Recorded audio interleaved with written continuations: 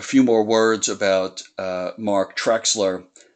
His organization is the Climatographers, and he is also visiting scholar at George Washington University. He has more than 30 years of regulatory and energy policy experience, and he has advised clients around the world on climate change risk and risk management for more than 25 years. Mark joined the World Resources Institute in Washington, D.C. in 1988. He worked on the first carbon offset project, the CARE agroforestry project in Guatemala. He then founded Trexler Climate and Energy Services in 1991 and worked extensively with electric sector and other energy clients, as well as with governmental and NGO clients on risk mitigation and adaptation strategies.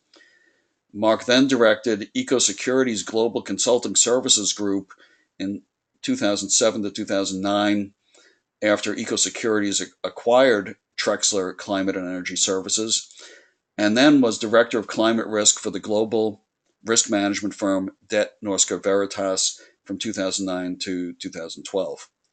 Mark is widely published on business risk management topics surrounding climate change, including in the design and deployment of carbon markets. He served as lead author for the Intergovernmental Panel on Climate Change, and Mark holds graduate degrees from the University of California, Berkeley. And with that, Mark, you already have control of the screen, and the floor is yours. Well, thank you, Ira. So I take it people are actually able to see the screen. I'll assume that's the case going forward. And let me just give a very quick, or a few minutes of context for what we're doing and why why we've organized the material that we're talking about in this webinar. And it really comes down to the whole idea of stories and storytelling, and the fact that stories matter.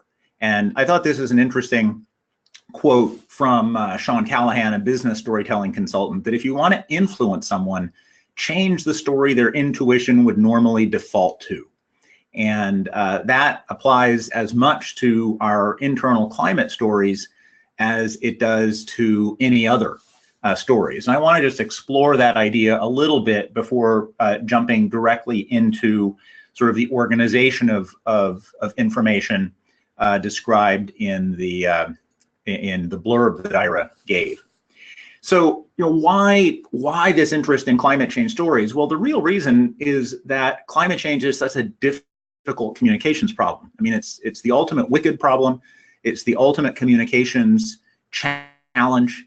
There is almost infinite information about every possible aspect of climate change, and yet very little of that translates into our personal, our organizational, and our policy decision-making. There is sort of a great wall between that information and our decision-making, and a lot of that comes down to the whole idea of stories. And what are the stories that we're telling ourselves? What are the stories that we have internalized?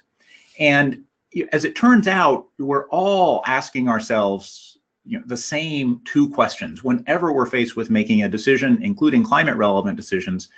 We're asking ourselves two questions. Is it worth it to me to sort of get involved with this decision? Can I make a relevant difference to the outcome that advances the reason that it's worth it to me? And it doesn't matter whether you're talking about something to do specifically with climate change, whether you're talking about quitting smoking, whether you're talking about launching nuclear weapons. We're asking ourselves exactly the same two questions. And then based on whatever story we've internalized, we're making a decision based on our answers to those two questions. And the challenge, particularly when it comes to climate change and climate stories, is that the content of our individual stories is likely to vary, and it's likely to vary based on lots of different variables, whether it's family context, do you have grandchildren, I mean, all sorts of things, age, politics, what you know about climate change, how sensitive you are to risk, are you a risk taker, are you risk averse, professional roles, responsibilities, trainings. A whole series of variables will affect what information you internalize into your climate change stories.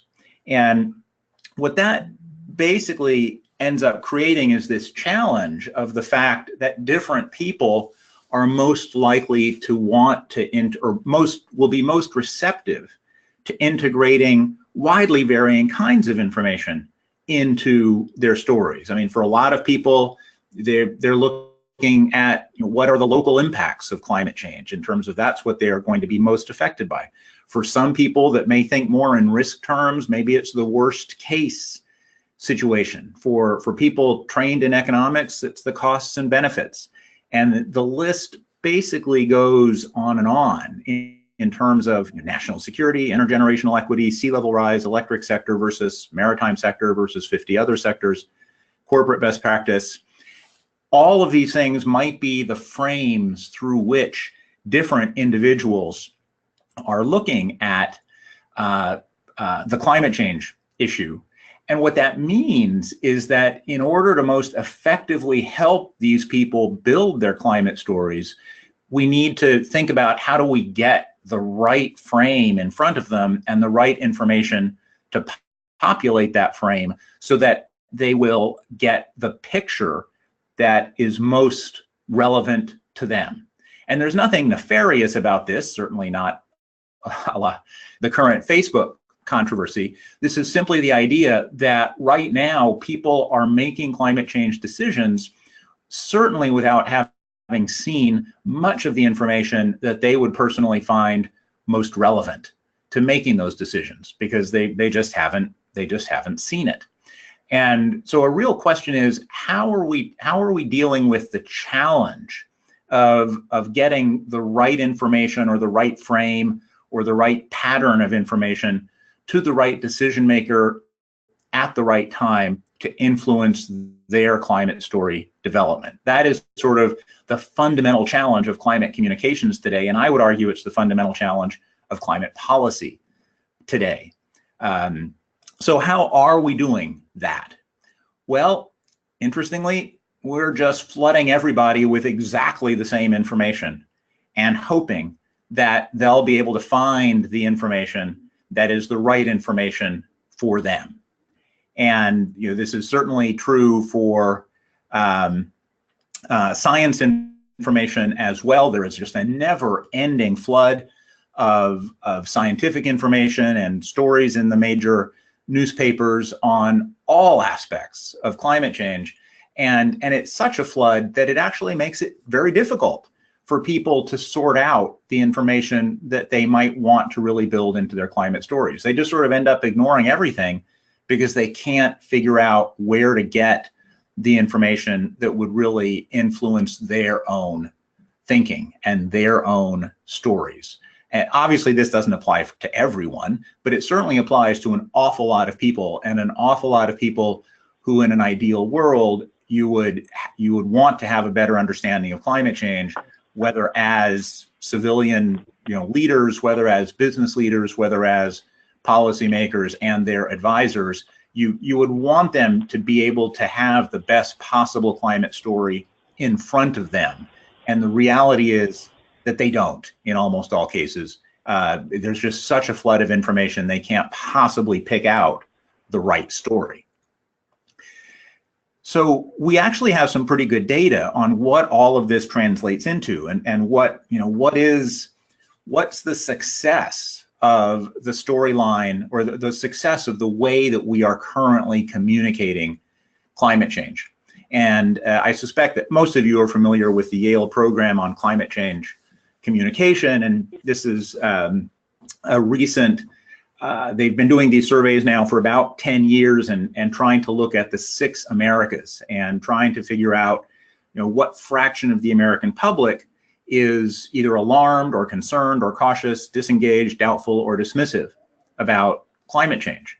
And what you'll notice here is one thing, and another sort of another key message here, that while 40-some% of 52% are either alarmed or concerned, most of those people are just in the concerned category. Less than 1 in 5 people is in the alarmed category. Now, what's key from a communications perspective here and a storytelling perspective is that that number basically hasn't changed in the last 10 years. So when Yale was first doing these surveys in 2008, the alarmed number, I think, was 17%. And it's gone up and down. It's gone down to 13%. It's gone back up to 17%.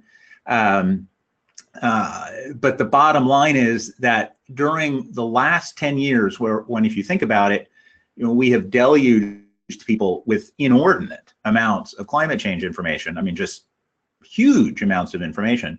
And yet the numbers for the 6 Americas, and specifically the numbers of alarmed and concerned, have virtually not changed.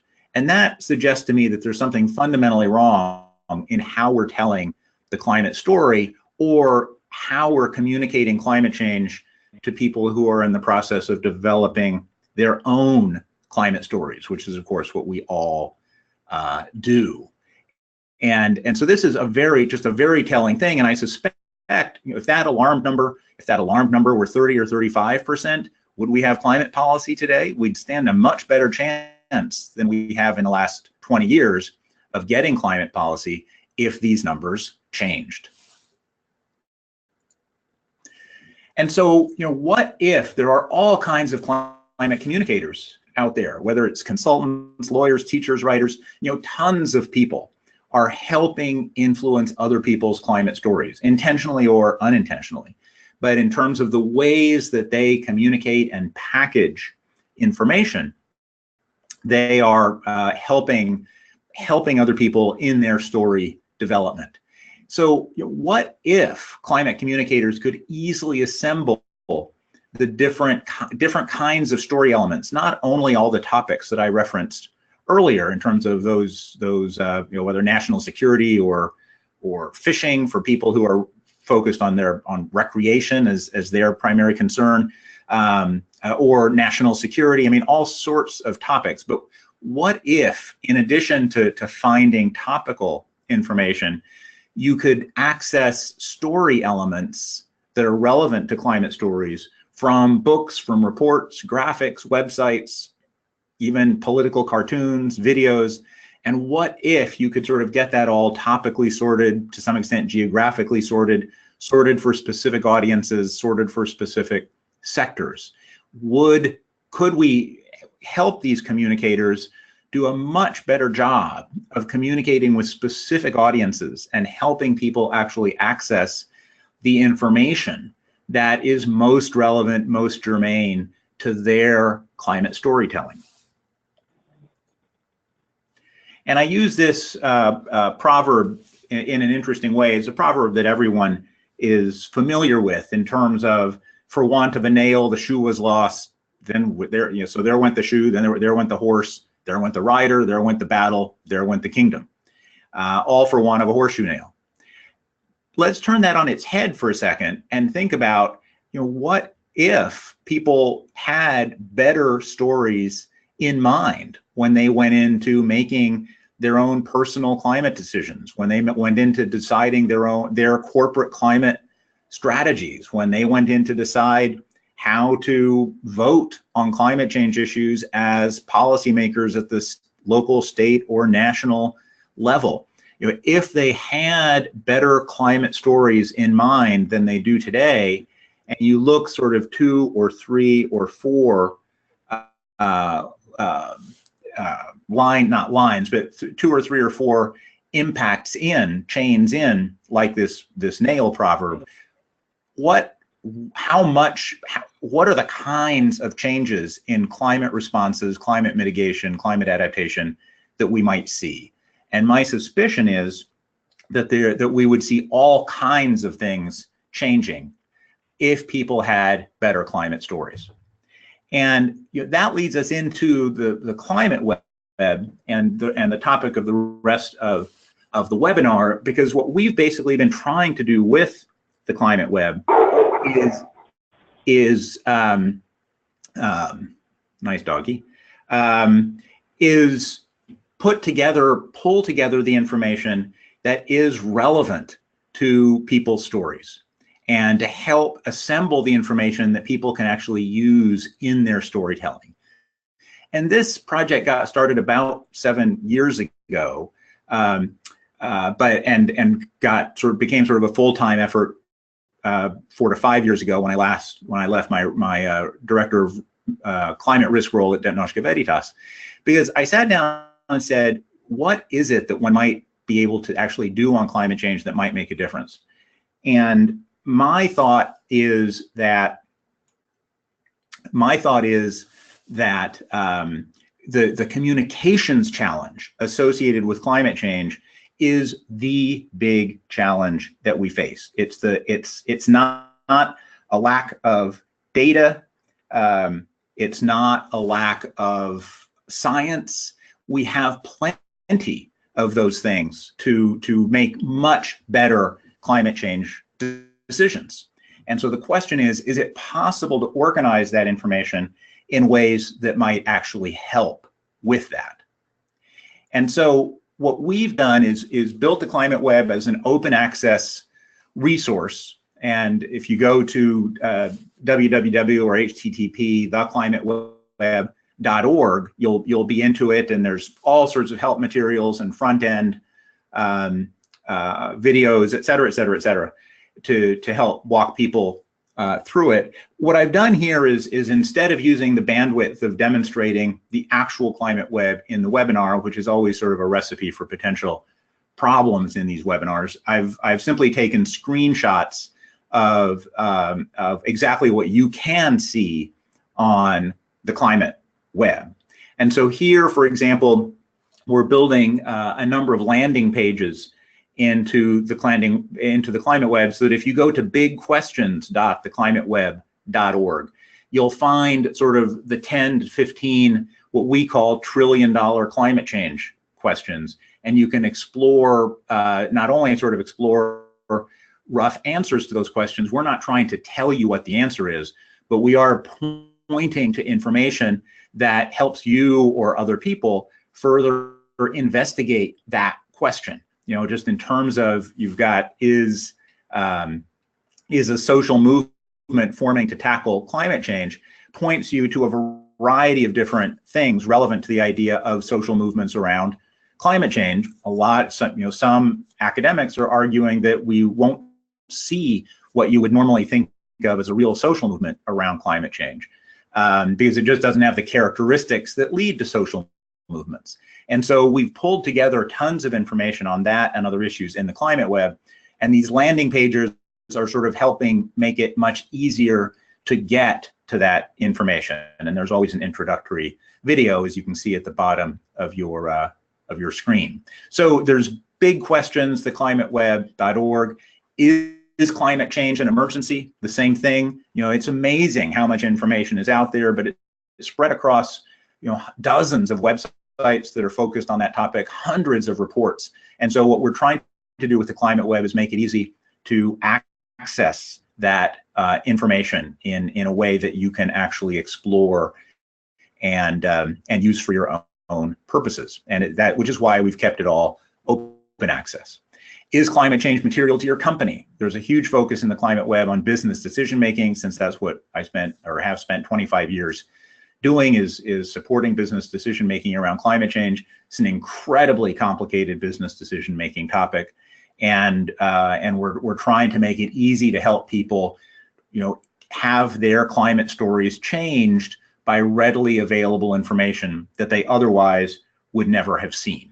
And so if you go to businessmateriality.theclimateweb.org, this is where you'll land, and you can explore lots of information when it comes down to this topic.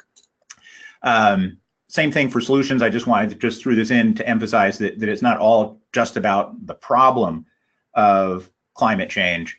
It is also all about the climate change solutions. So you can go in here and find everything to do with Project Drawdown, almost every conceivable climate solution that people have talked about. You can sort of explore, get to key literature, get to key news stories, it's a unique knowledge base. in terms of, and I think we're at that point. Yeah. So in terms of sort of specifically the topic of educating people when it comes to climate change and pedagogical resources for climate change, this is a new landing page that we've just added. We're still in the process of actually fleshing it out. But if you go to education.theclimateweb.org, this is what you'll see. And what you'll see here is, you can get pointed to the climate communications and education knowledge base. You can get pointed to climate teaching resources and materials. You can get pointed to NGOs focused on climate change education, portals organizing climate education materials, lots of different stuff spread around the climate web. But rather than forcing you to go and find that all through the index, which is a very good index, but it might take you a few minutes, we've sort of pulled it all together here in this landing page for thinking about educating about climate change, and including, what are the implications of climate change being a wicked problem.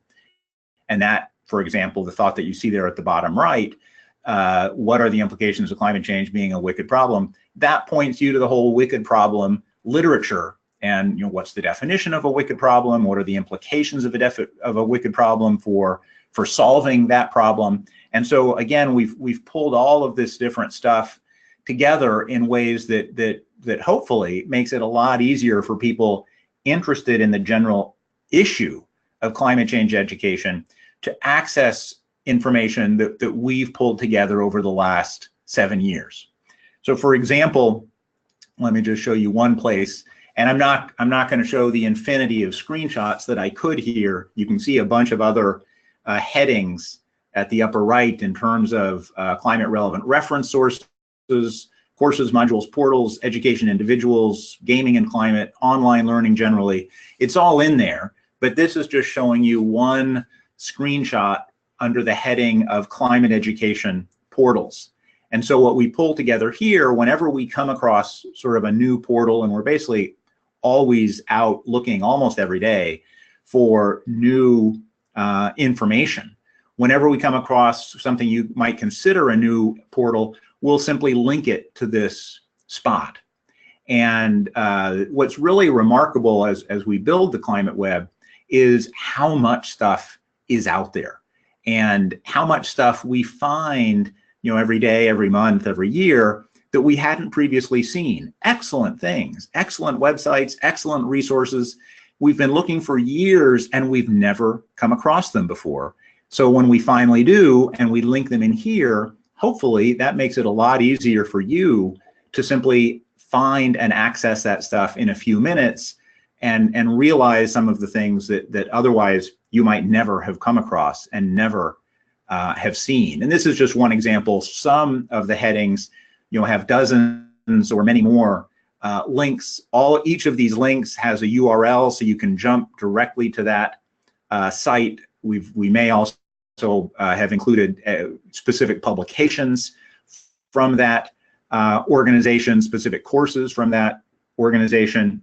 And so this is just one microcosm example of how we've organized education relevant materials. And let me point out that all of this in the education sphere, this is just stuff that we've done as we've come across materials. We've never tried to organize this information in a particular a particularly effective way, because we just haven't had cause to do it in the context of the climate web being an enormous resource. So there's no doubt a lot that could be done to sort of organize this information in more useful ways, and we're always happy to engage with people on how to do that. But what we have done is spent thousands and thousands and thousands of hours finding this kind of stuff and organizing it in ways that you should probably be able to find yourself in a minute or two using the climate web. Now let me sort of move on to more specifically the topic of videos and modules and building your own courses and materials, as Ira talked about in the introduction.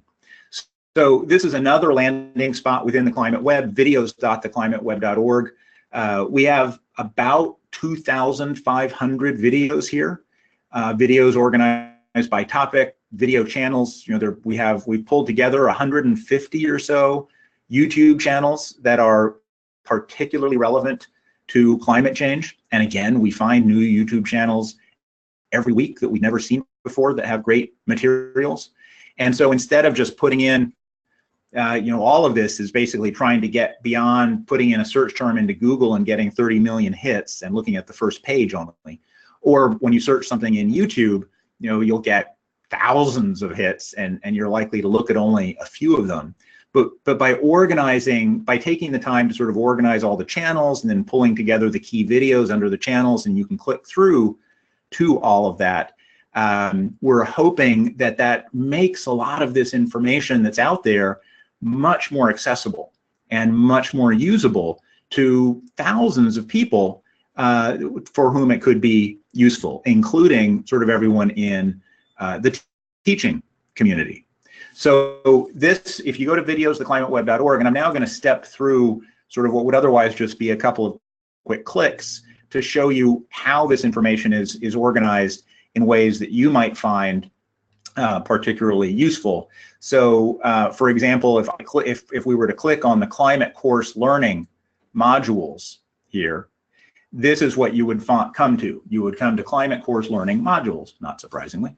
And this is only videos, and it's mostly YouTube videos, although we have Vimeo and other videos in here as well. And the little MO that you see here in the pink stands for module. And each of these headings means that the videos are organized underneath that heading for topic specific videos. Over here, we've got lots of modules that we haven't yet allocated into the topic specific videos. And so in this case, what I'm talking about by climate course learning modules is the fact that there are now, as you're well aware, there are hundreds of massively online courses now, not hundreds relating to climate change, but there are a bunch relating to climate change or topics directly associated with climate change.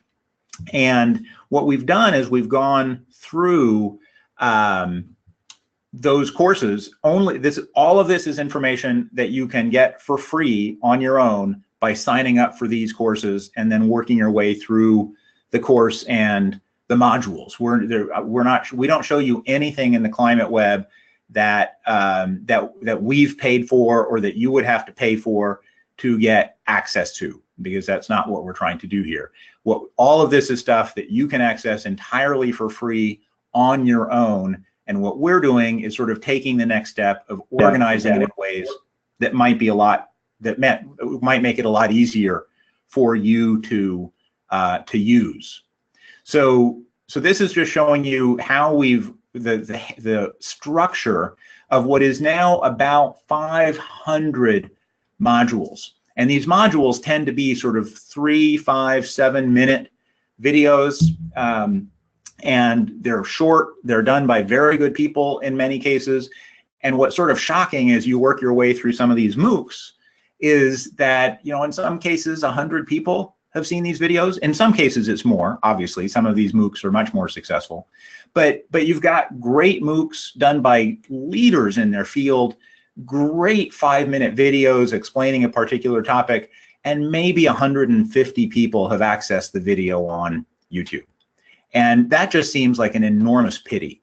And what that leads to is it basically means that we're simply leaving many of the resources that might be relevant to climate storytelling, we're leaving them on the table. We're not using them to best effect. And so what we're trying to figure out here with the Climate Web is, can we organize this information in ways that people can use to best effect? So to show you now what sort of happens next, if I click on come to the next slide. So for example, if you go to the modules for adaptation, and I picked one that didn't have a huge number just so you could read all of the different titles, you can basically see these are the modules that we have found in these MOOCs that are specific to the topic of climate change adaptation. And you can see what they all are. In each case, you can see what MOOC they originally came from. And a lot of these might be, you might want to take some of these MOOCs. So we're not trying to substitute for the MOOC. We're trying to give an alternative way to use some of the excellent information in the MOOC. And but we always tell you what MOOC it came from. So if I click on, and I can't remember exactly which slide I used here, so I'm just going to click next. So here, if you click on this particular video, module Challenges and Limits to Climate Change Adaptation, one of the great things about this software is, and this is the Brain software, it's a commercial software package that we've used to build the Climate Web. But as you can see, because it's a YouTube video, it actually shows up at the bottom of your screen. And you can pull up the little gray bar that's right here. You can simply pull that up, and what you'll get is a full view of it. And you can always click on as soon as you start the video, you would see the YouTube logo. You can always click on that to jump to YouTube and watch the video on YouTube. But you can actually watch it from within the Climate Web. It's obviously playing from YouTube. We haven't downloaded all these videos, but you can literally sort of jump between dozens of videos in a few minutes, watch them quickly to see what you're particularly interested in. And so by organizing them this way in the software, we think that it is making it much easier for people to sort of explore which of these videos, which of these modules they might actually be interested in. And so we're pulling together sort of this massive resource in ways that hopefully make it easier to work with.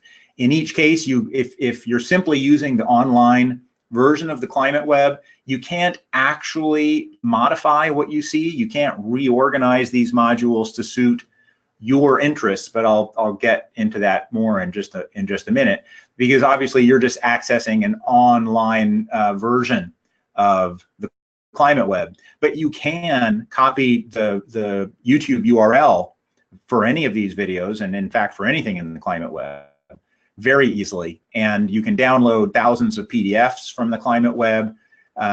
So all the information is there, and you can utilize the information even if you can't reorganize it and customize it for your own specific purposes. Just a word about the Brain software. I've had an interest in in knowledge management issues for many years, and started using the Brain software about 10 years ago. And if you've ever done mind mapping, you can think of the Brain as sort of 3D mind mapping on steroids, in the sense that you can organize anything in here. And I have my own, separate from the Climate Web, I have my own professional and personal Brain that basically has everything I've ever written, every presentation I've ever given, every article I've ever published, all sorts of things. And I kid, not actually kidding, that if anything happened to that Brain and sort of all of the backups of that Brain, I'd have two options. One would be harakiri and one would be retirement, just because this sort of digital Brain has become so indispensable. And I tell my students, I urge all of my students that to download the Brain and actually to start using it as a knowledge management tool on their own, because within 6 months, a year, 2 years, they will start to derive benefits from it that could really benefit them in their own careers going forward. So that might be something you'd want to check out in terms of the software. There's a free version of the software that you can download that is almost fully functional. There are a couple of things you can't do with it that you can do with the paid version. The paid version costs about $200 a year. I have absolutely no financial interest in this software, but it continues to be sort of the easiest to use knowledge software that I've come across in more than 10 years of looking. And this is what we're using for the Climate Web. And what we're now making possible is because we're always trying to figure out how to make this information more usable. So you can already access thousands of curated and organized videos in the open access climate web, which is what I've been showing you. And of course, this is just one small slice of the 15,000 PDFs and 25,000 URLs that we have in the climate web, since it covers every conceivable climate change topic. But what we're doing specifically with the videos right now is we're figuring out how exactly to make it possible. And this, if you go to education.theclimateweb.org in the next day or two, you'll see how we've set this up. We're literally in the process of setting it up as we speak. But what we're going to be able to do or make possible is for you to download a slice of the climate web that organizes those teaching modules, for example, those 500 teaching modules. But it'll be an unlocked version of the software of the brain. And if you download the free version of the brain software, you can import this slice of the climate web, and then basically it's yours in the sense of you can reorganize it, you can add to it, you can do whatever you want with it. And so, you can take advantage of more than 100, well over 100 hours we spent in pulling together these teaching modules. And from there, you can build your own small custom courses or pull materials to use in your own classes, high quality materials. So hopefully that is useful to people. We're also making it possible to download the entire knowledge base of about 2,500 videos and adapt it to your own needs with the desktop software. And again, that can be done with the free software or with the paid software. And the next step is then to say, okay, let's package up all of that climate change education knowledge base, which I gave you sort of the barest hint of as we were going. Let's package that up so that you can download that and start building your own knowledge management system around climate change education. And then you can add your own stuff to it. You can do whatever you want with it. But in a sense, we've given you a 1,000-hour head start in accessing and finding materials relevant to teaching about climate change and everything that goes with it. And we think that if everybody had a 1,000-hour head start on this, maybe we'd actually be making more progress on climate change. And so we're always trying to figure out how to go beyond just the open access resource, which everyone can access, but can't necessarily work with the information. And one of the things that we know is that with this kind of software, and it's called brain software for a reason, that everybody, if they were organizing this information on their own, they would organize it differently. And we've spent a lot of time trying to organize it in ways that make sense to a lot of people's brains. But if you were organizing it for your own purposes, you would organize it differently. And by downloading these pieces of the climate web, you can organize it differently to your heart's content. And hopefully that really starts to help you develop actionable knowledge in teaching climate change. And again, there's all sorts of other stuff in the climate web beyond teaching climate change that you might be interested in. So here's just some contact information. You can follow what we're doing with the climate web. We have a periodic newsletter that comes out in terms of what's new in the climate web. We have a YouTube channel that has a lot of great information. And so we're always happy to talk to people about how this can be more useful in terms of anything having to do with making progress on climate change, because that's really what we're trying to accomplish. And after 25 years working on climate change, when I last left my job, basically you sit down and you figure out, well, geez, we've been at this for 25 years, the collective we, and we're making very little progress. And what's missing? And I think that sort of knowledge management, actionable knowledge, this kind of information. Carla O'Dell, as Ira mentioned, Carla O'Dell has a great quote: "If only we knew what we know." And I think that's brilliant, and it applies to climate change as well as anything else. If we knew what we know, we would be doing things differently on climate change. Problem is that as individuals, we know almost nothing in terms of our collective knowledge. And the Climate Web is trying to make it possible for individuals to know what we know on climate change. And it's also the case, Woodrow Wilson has a great quote, that there is no idea in our head that has not been worn shiny by someone else's brain. And if we can pull all of those ideas together, maybe we can help people recreate or avoid having to recreate the tons of climate wheels that are constantly being recreated in this space. So happy to answer questions you might have. I can actually jump into the Climate Web and sort of demonstrate stuff if you have specific questions, but that is sort of the end of my intended rant.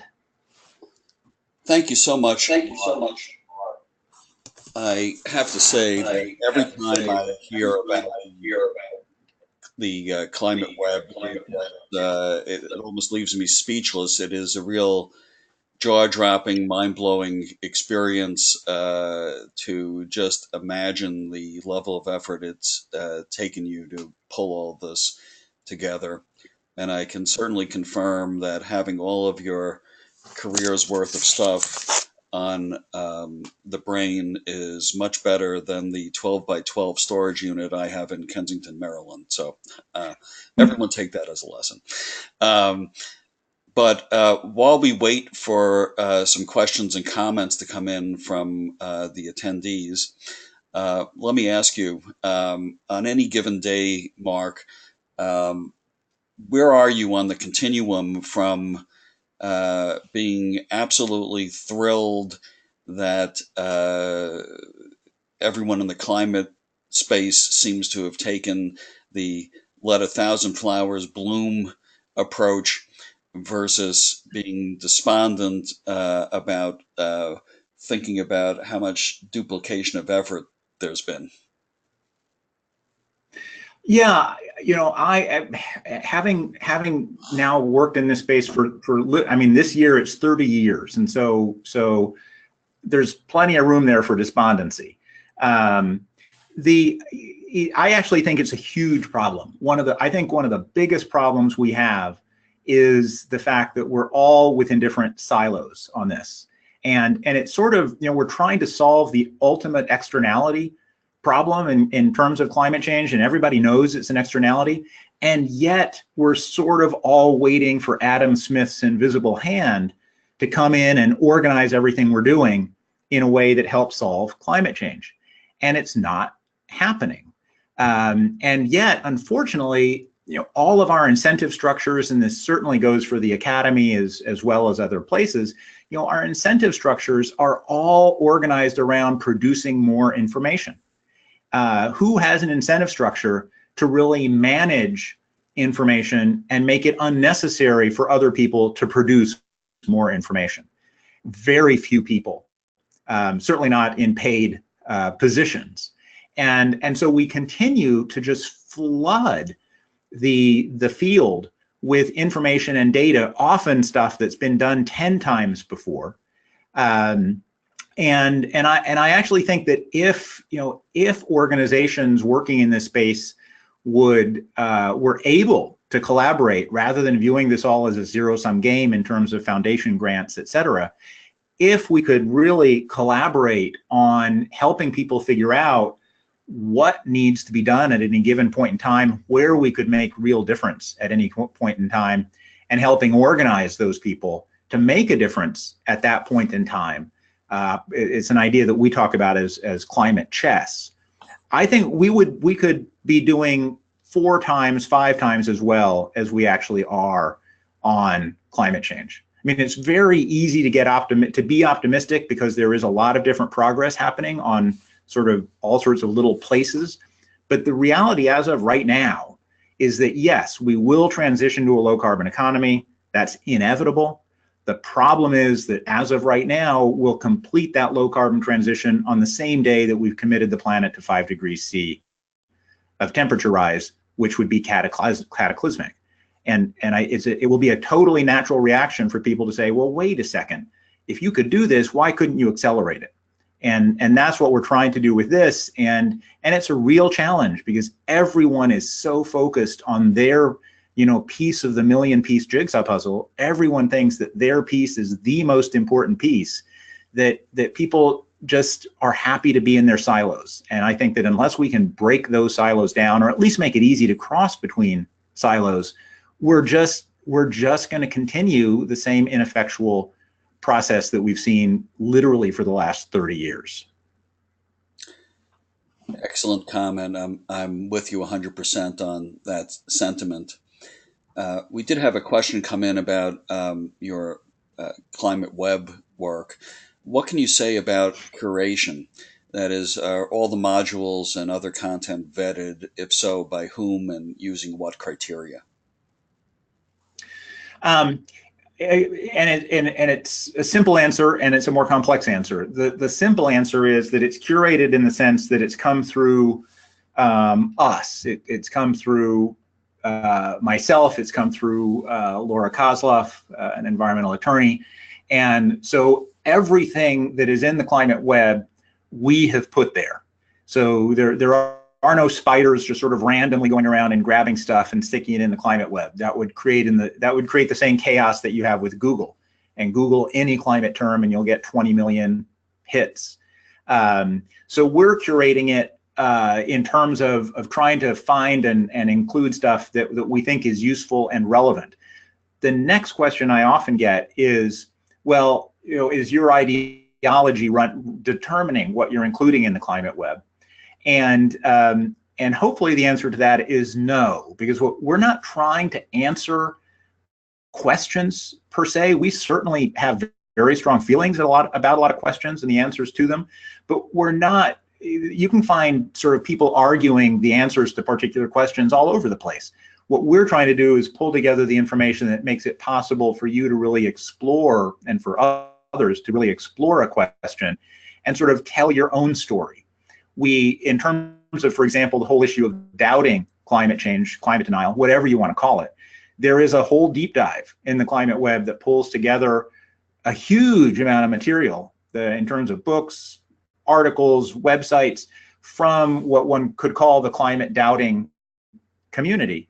And so it's all in there. We've sort of put it in one place so that it's clear that that's where you are when you're looking at that material. But we're certainly not excluding that information because it's important for people to be able to access it and evaluate that information along with anything else. So we are the curators. There are only two of us, and everything is done by hand. And so so there should be some decent consistency as to how the process is occurring.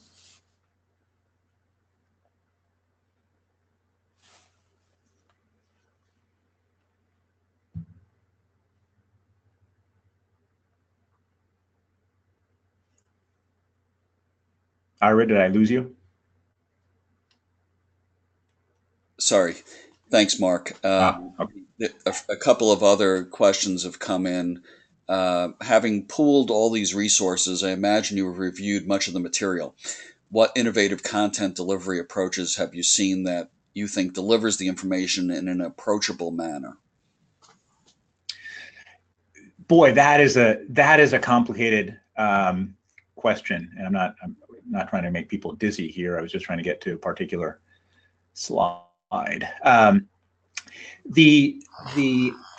think it's reasonable to suggest that in putting together the climate web, we have probably read more about climate change in the last 5 years than anyone else on the planet. Just because, I mean, we've literally gone through thousands of reports and journal articles and websites. I mean, literally. There is an amazing amount of stuff going on out there that has real potential, whether it's all kinds of climate dialogues, whether it's all kinds of visualization tools that do some really cool things in terms of visualizing climate change and sea level rise.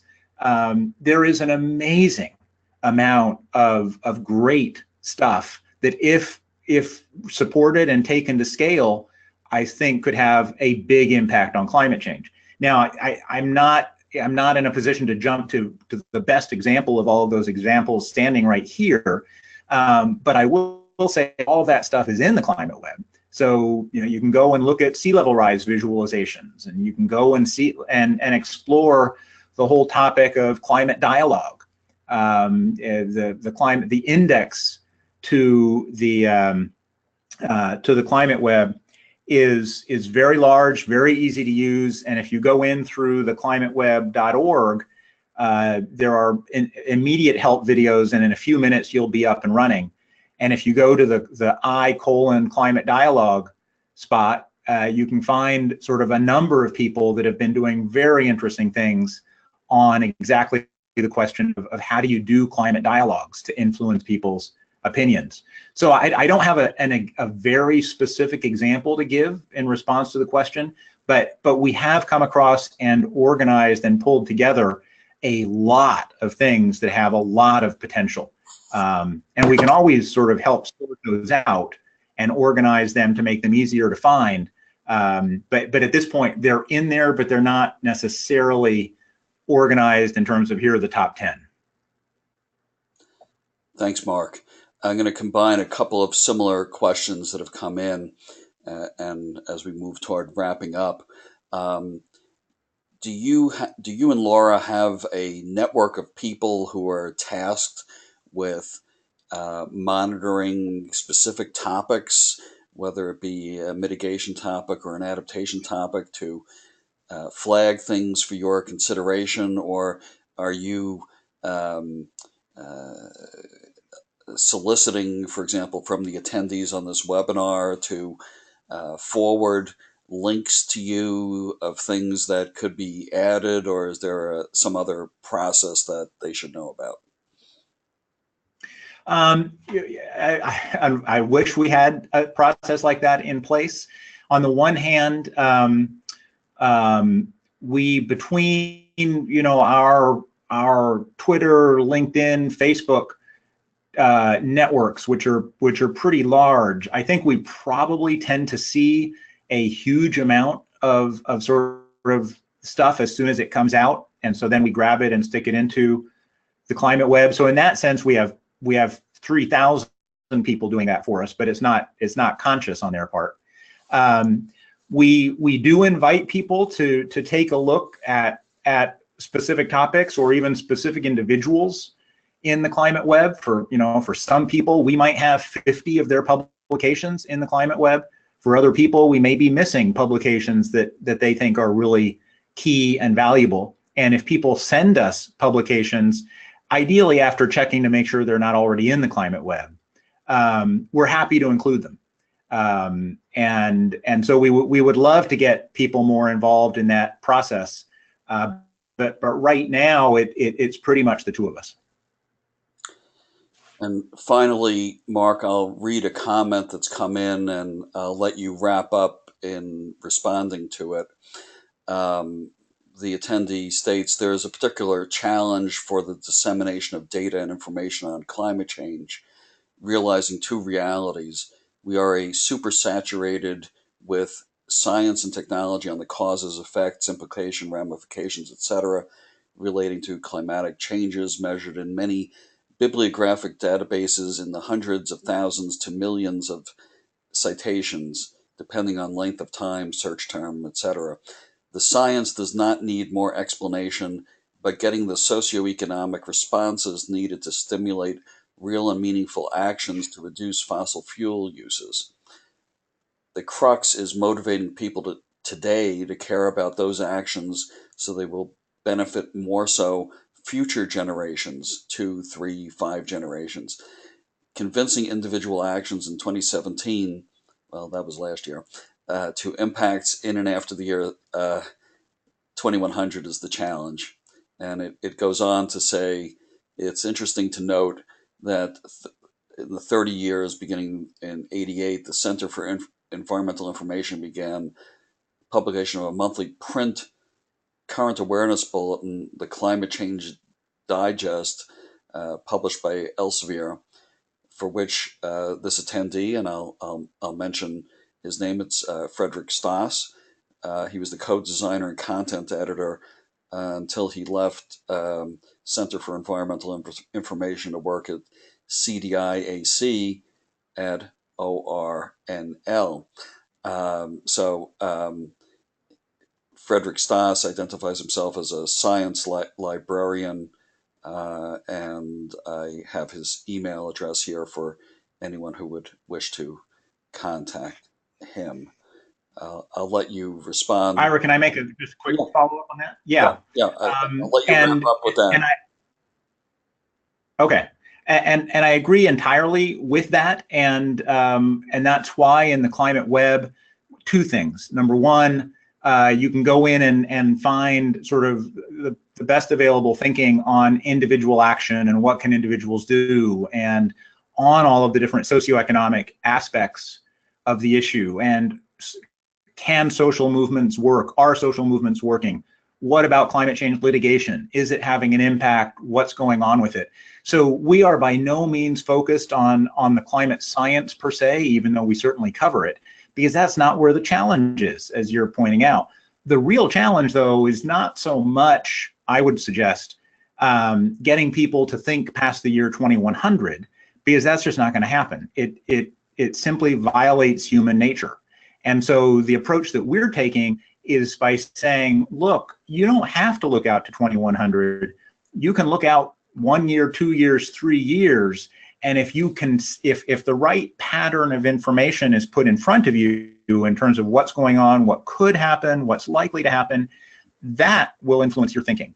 And that's what we're trying to do here, particularly in the context of business decision making, for example, is how can you organize information to influence business decision making that is only looking 5 years out. And it is possible to do, and we're organizing information to make that a lot easier. I'll also mention that another thing that we're doing here, which I didn't really talk about, is when we go through reports, when we go through all kinds of stuff, we will pull out individual ideas, we'll pull out individual graphics.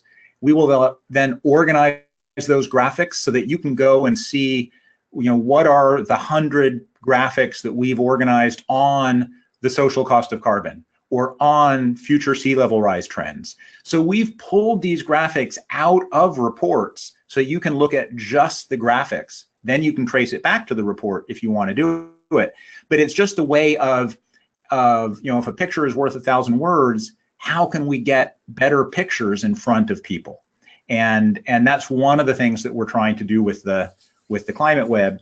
And just to wrap up, I would urge you to check it out. And as I had the contact information, I'd love to hear from people and think about how we can support each other in some of these different aspects. And thanks very much. And thank you, and Mark. Thanks to you and Laura for the great work you're doing. Thanks, attendees, for the good questions and comments that were posed today. Please keep an eye out for our numerous upcoming Sustainability Curriculum Consortium webinars, and check out the website for information on the faculty conference in Pittsburgh in June. Thank you all. Bye-bye.